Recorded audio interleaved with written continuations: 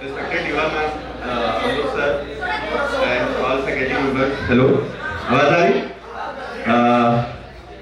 Respected Yuva ma'am, Amrut sir, and all the juniors, thank you for inviting us in the farewell and organizing such a beautiful event.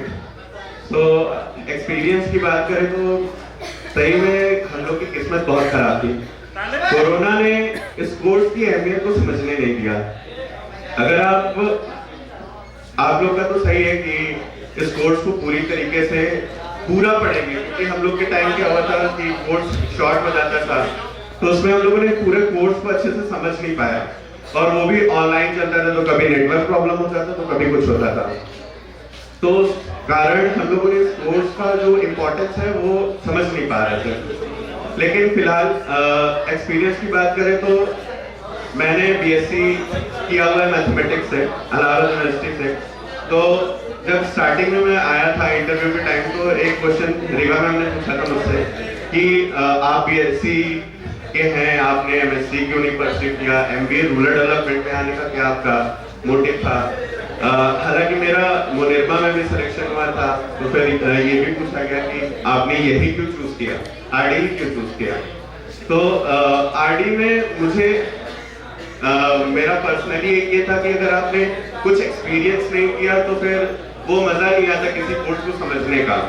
तो यहाँ का खासियत ये था RD की कि आपको एक फील्ड विजिट मिलता है कोर्स के दौरान। 2 फील्ड विजिट होते हैं और एक इंटर्नशिप अपॉर्चुनिटी होती है, जिससे आपको बहुत कुछ सीखने को मिलता है।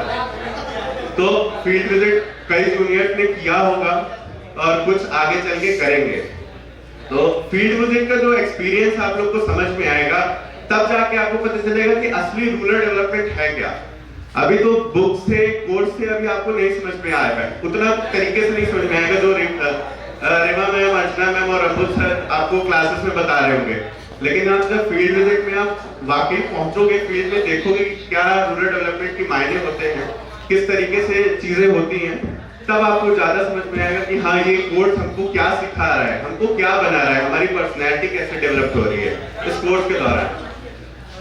तो आप लोग फील्ड विजिट बहुत अच्छे से करिएगा, और अपना इंटर्नशिप का जो अभी मैंने सुना था कि जो हमारे जूनियर्स है वो इंटर्नशिप पे जा रहे हैं, तो अपना इंटर्नशिप का जो ऑर्गेनाइजेशन है वो वाइजली चूज कर लीजिएगा। पहले आपको एक आइडिया होना चाहिए कि एमएफआई क्या होता है, एनजीओ क्या होता है और सीएसआर क्या होता है।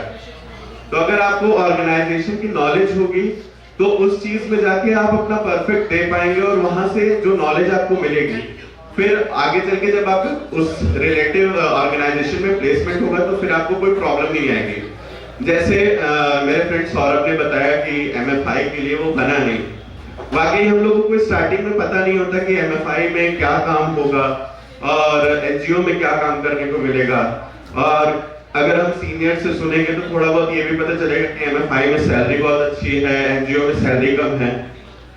लेकिन अगर सैलरी की बात करें तो नो डाउट एमएफआई आपको बहुत अच्छी सैलरी देगा, लेकिन जो उस काम के पैटर्न को समझ नहीं पाएगा उसके लिए एमएफआई नहीं है पे।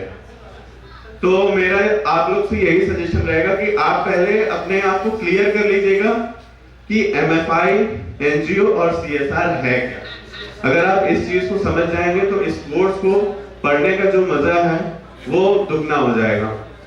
और हमारा जो एक्सपीरियंस रहा है उसमें रेवा मैम, अमृत सर और अर्चना मैम का काफी मैं शुक्रगुजार हूँ कि उन्होंने मुझे इस काबिल समझा और अच्छी ऑर्गेनाइजेशंस का अपॉर्चुनिटी दिया। रेवा मैम ने सृजन में मैं पोस्टेड था, बट मेरे कुछ फैमिली कंडीशंस की वजह से मुझे वो छोड़ना पड़ा, और रेवा मैम के द्वारा फिर से अपॉर्चुनिटी मिल रही है कि मैं सृजन ज्वाइन कर सकूं।